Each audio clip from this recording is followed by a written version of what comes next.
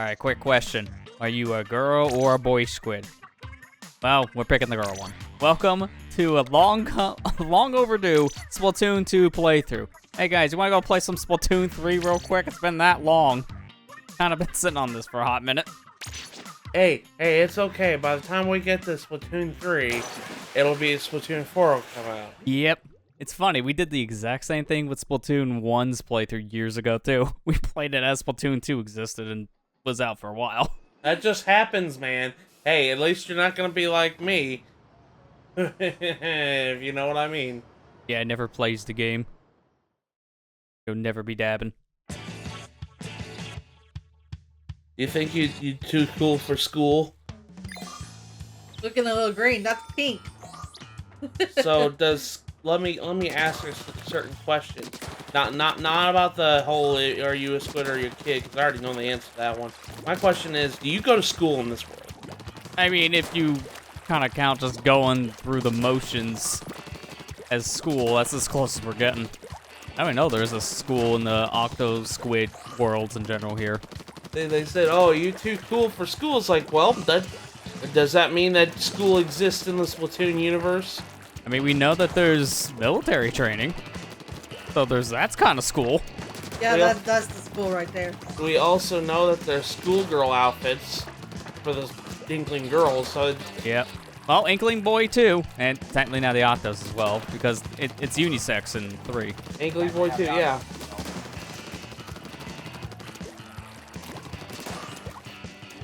Throw the bomb with R, boom.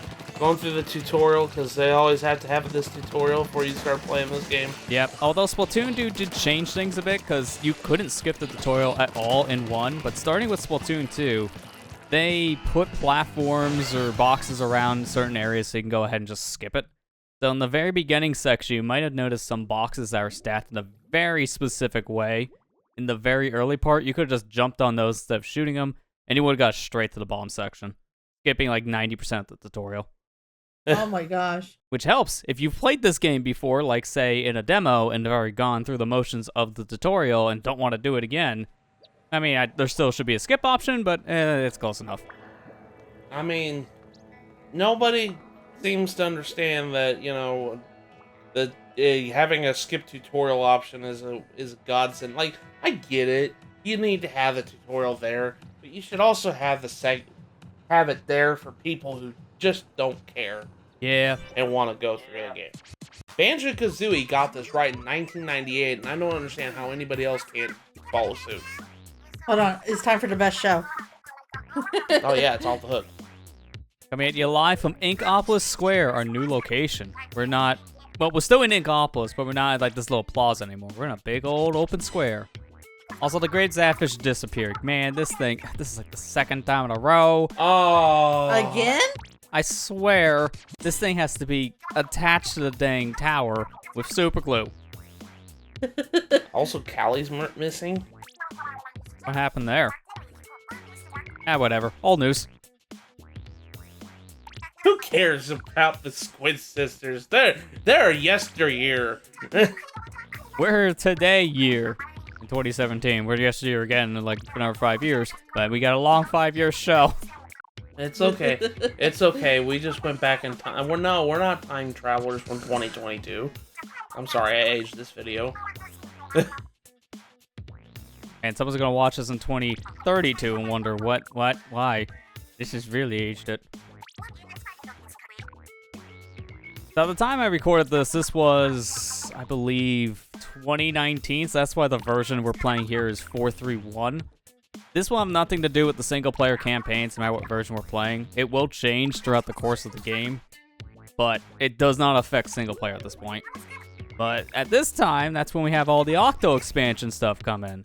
DLC for the game that added another single-player campaign, so we're going to be seeing a lot of single-player from Splatoon here. Yep. I don't think we're going to be seeing any multiplayer in this playthrough anyways, so... Yeah, same deal, Splatoon 1, a little hard to do in kind of today's world. We've played it a lot over the years on like different streams and other videos and different channels. This one doesn't really lend the same hand to it.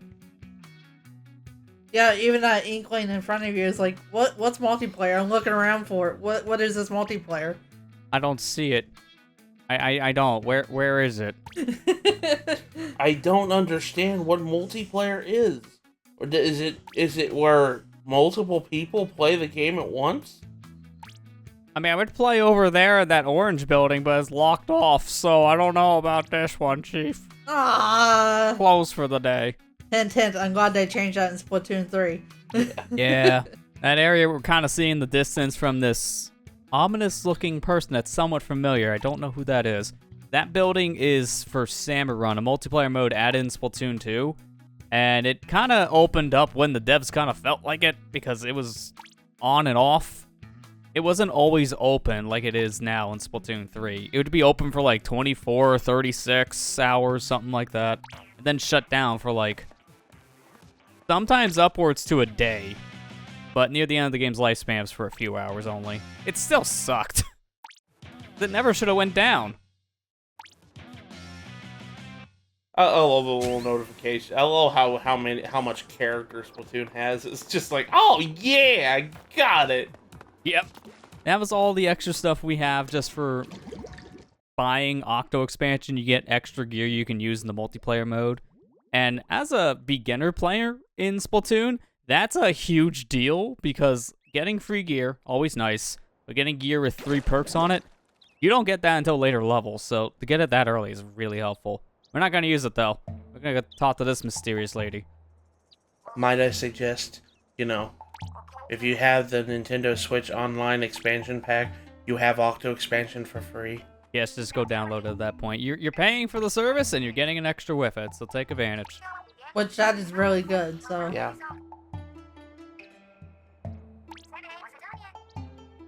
Anyway, this is Marie, one of the 2 Squid sisters from Splatoon 1. But here's the thing. What's a Wii U? Said 90% of the Switch base. For eel?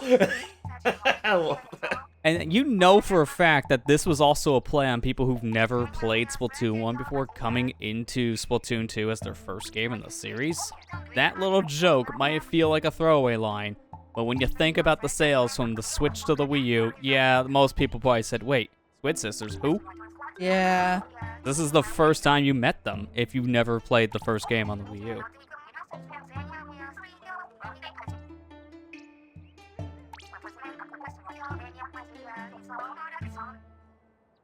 Yeah, so busy doing, and most importantly,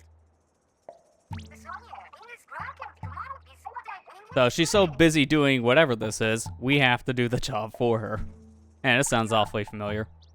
Okay, fine. So, are you gonna help me or not? I'll take either awkward silence as a yes. With that, I just threw clothes on you. That's not weird. Now, I dub you Agent 4 because I don't know where the heck Agent 3's at. He must be taking a nap. Yeah, Agent 3 and Cuttlefish are just kind of wherever at this point. At the time this game came out, there was only a mention of Agent 3 and Cuttlefish, as at the time they were not in the game at all, and they were off doing something, according to Marie here. They were doing some kind of a job, she didn't know what, and they're just absent from the whole single-player campaign. To jump ahead a bit, we will actually see Cuttlefish returning in Octo expansion, because that was kind of a big deal in the reveal trailers there. You actually seen him in Octo expansion trailers, which was a big callback, as people were wondering, is Cuttlefish just going to be gone going forward? No, he's a mainstay. By the way, I forgot how sucky the hero shot is at the beginning of the game. It's so bad! So for reference sake, the hero shot is essentially the splatter shot weapon from multiplayer. But in this campaign, for whatever reason, the hero shot default shot radius here, like the shot firing pattern, it's so slow. Now this was done, I believe, to emphasize the new upgrading gun feature with how this campaign handles it. You're able to upgrade your equipment and weapons in Splatoon 1 single player, but this one lets you upgrade a lot more stuff, and it does it a little bit different. And I guess to emphasize how the upgrade process works, they just nerf the hero shot in the beginning, and you have to upgrade it to level 2 to shoot at the same pattern a splatter shot does in multiplayer. Really weird. Yeah. I was gonna make a joke about the cuttlefish missing chain. The joke was, man, I know where he is. He's off doing his laundry still. Do you know how long it takes to get that ink out of clothing? Yeah, right? Sometimes it doesn't just wash off like this world says. Or dissipate. Yeah. The things that Lester picked up were the Sunken Sea Scrolls, which are just the main collectible of the game. It's always been, in every game there's been Sunken Sea Scrolls to pick up. And the other one that he picked up was called a Sardinium, which he needs to upgrade his weapons. Yeah, so introduced in Splatoon 2 as a new collectible for the single player, the Sardinium.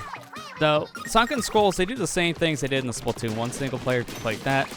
They give you backstory in the whole Splatoon world, and the ones in the overworld give you like a nice little sticker collection for each world. So they are not required in any means to beat the game, and you only need to collect a single one of them, you don't really care. But the Sardinium, on the other hand, with how vital they are for upgrading your weapons, you are probably better off trying to get at least a handful of these throughout your adventure, depending on what weapons you use and want to upgrade.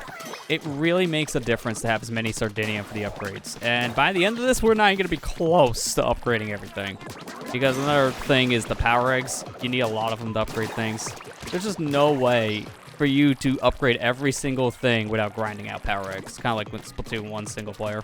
Yeah, just like in the first game, you gotta have this currency to how to upgrade your stuff.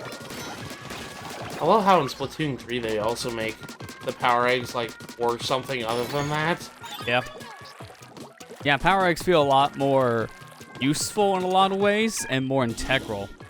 But also in the same way in Octo Expansion. But again, we'll see that more once we get the Octo Expansion. Because we're going to be covering both single-player campaigns. We're starting with the one that was in the game by default, and then going on to Octo Expansion, which was added a year later. I still think it's neat that they did add DLC to this game now. Yeah. Well, no one really expected it at the time, because Splatoon 1 never really got anything even close to Octo Expansion. It did get post-launch updates, which they called DLC. I don't know if I would call a new map being added to the game DLC when it's kind of free. Just an update, you know? It wasn't in the same caliber, and at one point they did have planned Octolings for Splatoon 1. It was in the code. People were able to hack in models and get it working, but it never came to be. A lot of it, I think, came down to time constraints. That's what a lot of the theories are. Nothing was ever confirmed. Octo Expansion added playable Octolings into Splatoon, and it was a thing that was planned for years. So I feel if they had more time to put more content into Splatoon 1 on the Wii U, if it was a successful platform, they might have done something similar back then. You say time constraints. I call it, no, not worth the effort. I mean, to be fair, Splatoon 1 came out in 2015, and then 2016 ended support. And then not a year later after that happened, not only did they release a brand new console, but they announced a brand new Splatoon game that went alongside that announcement. So needless to say, yeah, they kind of just said, guys, there's no reason. Just put it on the Switch instead. So they did. I love when you were popping the balloon. She's like, wow, you really hate balloons, don't you? Oh, Marie has some sass in this single player. Like, she really questions Agent 4's, well, lack of better terms, kleptomaniac approach. If you go your way to get a lot of different things, she will question you on that, compliment you, ridicule you. It really depends. And I love it. I don't like Tentakeel though in this. Look how slow they are.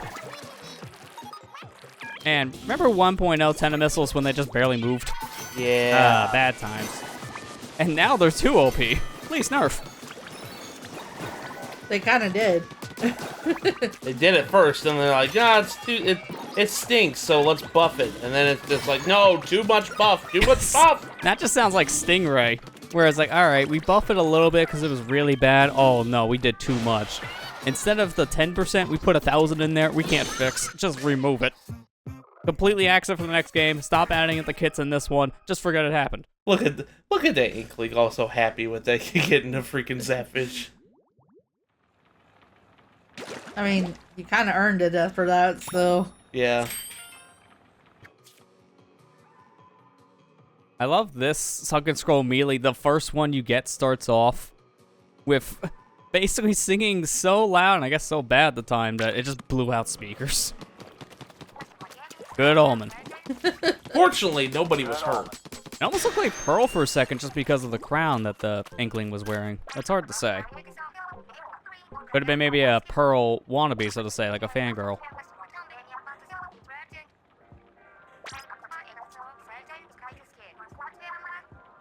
You're messing with me, right? Marie, again, I have to ask, what's a Wii U?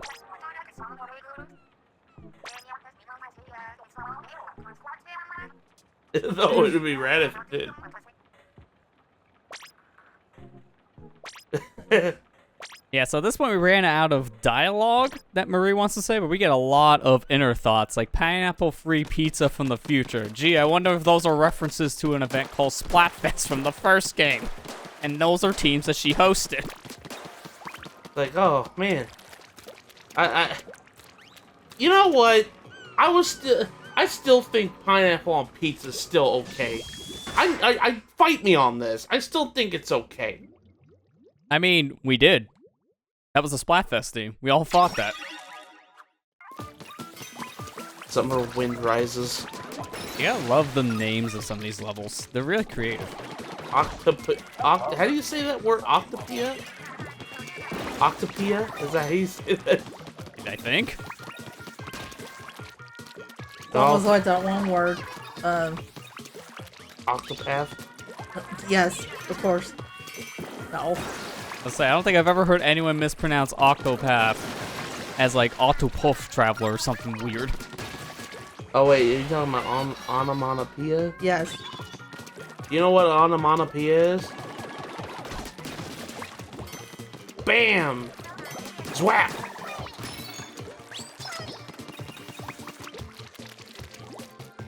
AKA a comic book's best friend.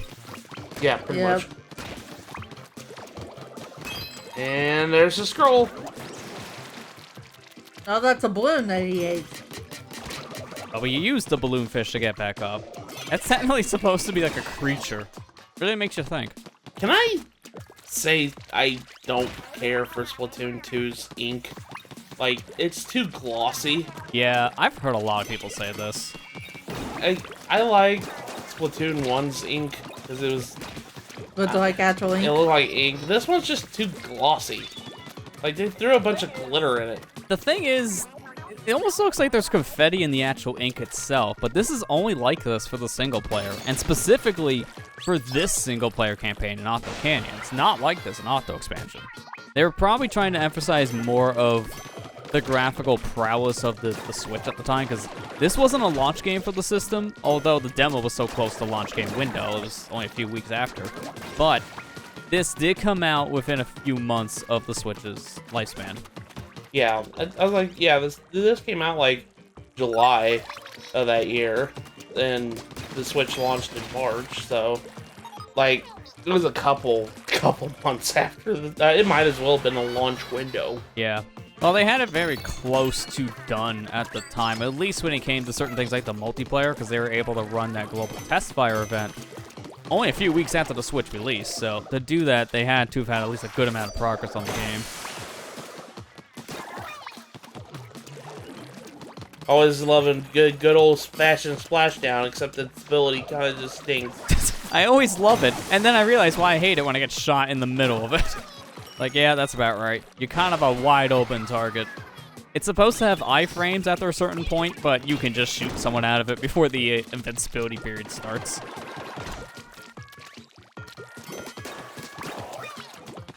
Also, like, again, we're playing basically 1.0 Splatoon 2 right now, because Octo Canyon here, this is based on earlier multiplayer versions, essentially, because while the game may have gotten an update over the years, at one point, they stopped updating the single-player components of the game, so whatever balancing they did to things like the specials did not apply in the single-player campaign. So things like Tentakeel, Splashdowns, Stingrays, you'll really notice the difference because they function vastly different here than they do in the multiplayer modes.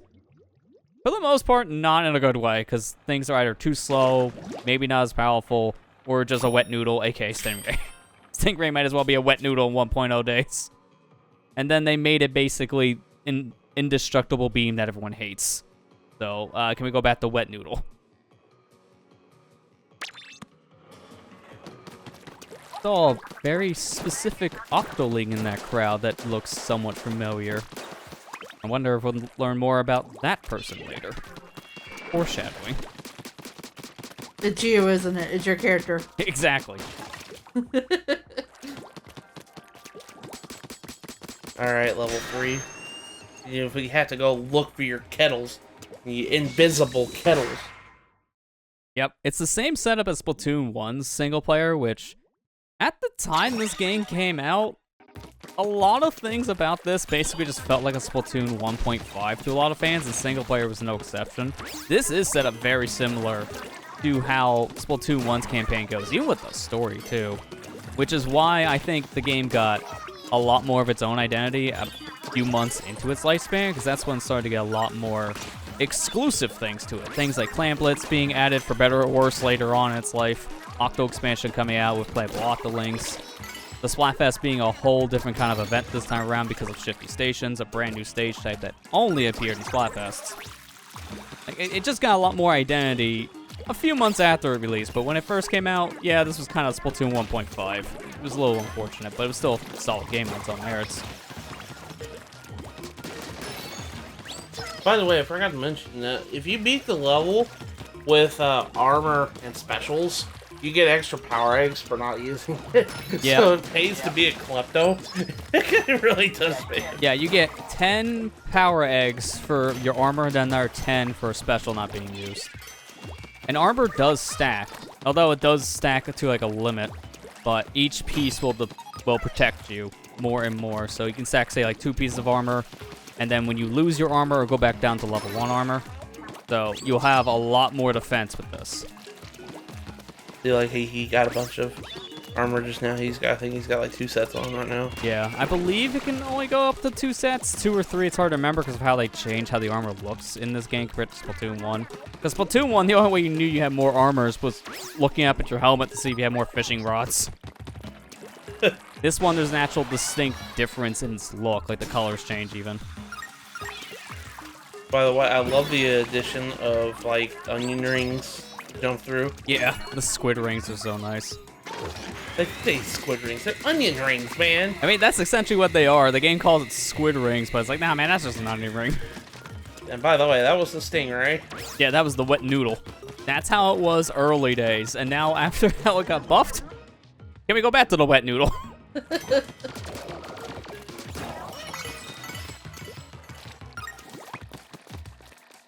Now what I'm saying in Splatoon 3, it's like, man, wish Tenon missiles got nerfed. Yeah, it's so funny because I feel like they did get buffed in ways that no one really expected going into the game. They just feel like they did nerf the value, I think, on damage a little bit, but they feel like they come out faster now. And they still one-shot you, so you can't nerf a one-shot, apparently. Dash and jump. Got dash pads.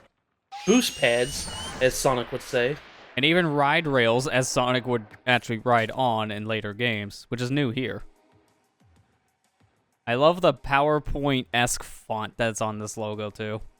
The word art. Yep. Uh-oh. It's so weird, like, I've beaten Splatoon 3 story mode, and I'm, like, almost at the point where I'm saying, Lester, why aren't you looking for the goodies outside the levels? And I remember, that's not how this one works.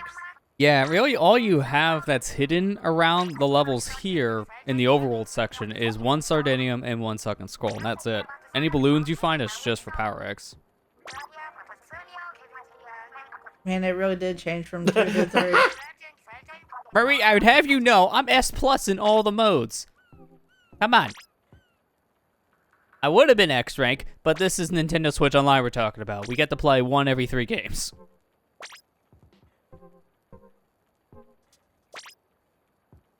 I need a vacation. Rude. Dude, shut your face and get to work already.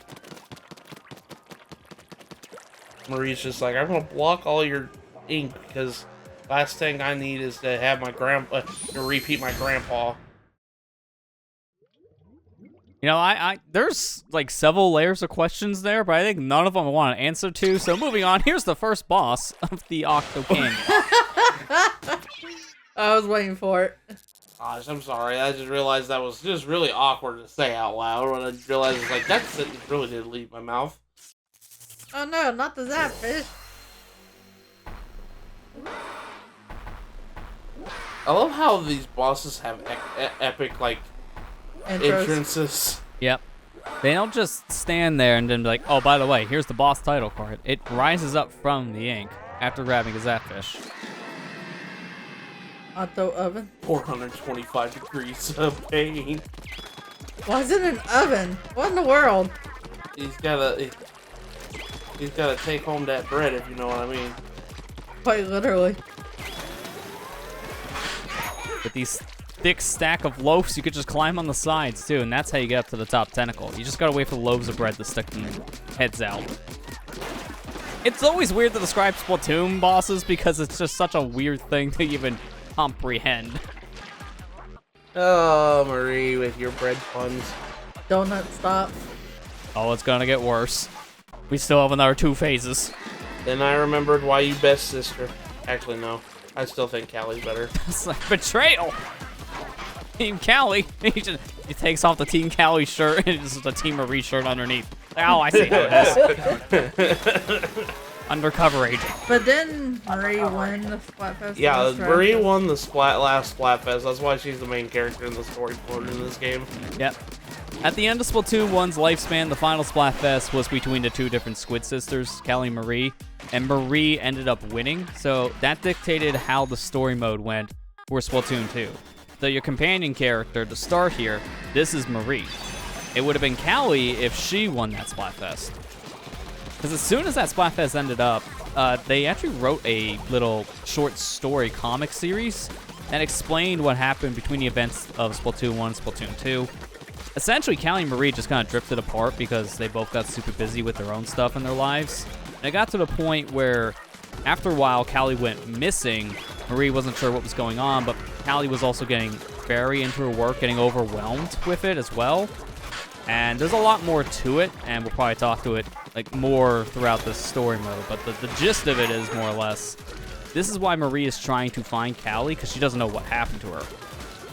She thought she was just involved with her work, but then there's more to it. So now she's worried for her cousin, because technically they are cousins. Even though their stage name is sisters, they're not actually sisters. I actually did not know that. So. Yeah, they're not sisters.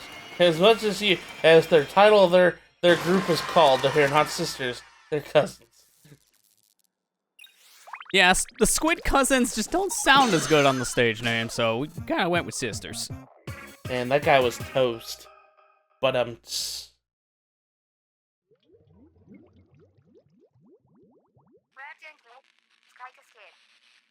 don't know how to pick them. Pick what, though? The bread? No, you don't. It was overdone. Hard as a rock. So here's why I said one of your companions earlier. Now, for the rest of the story, we are calling in the help of Sheldon. Sheldon is the guy in Inkopolis Square you go to buy new weapons for the multiplayer, but here, in the single player, he will help you with his weapons as loners to go through Octo Canyon. Oh no, does that mean we have to sit here and listen for like 20 minutes? yes. Unfortunately, yes, because this guy doesn't shut up no matter what mode you're in. He's a talker. And she called us the talker. Yeah, really, we're nothing compared to Sheldon.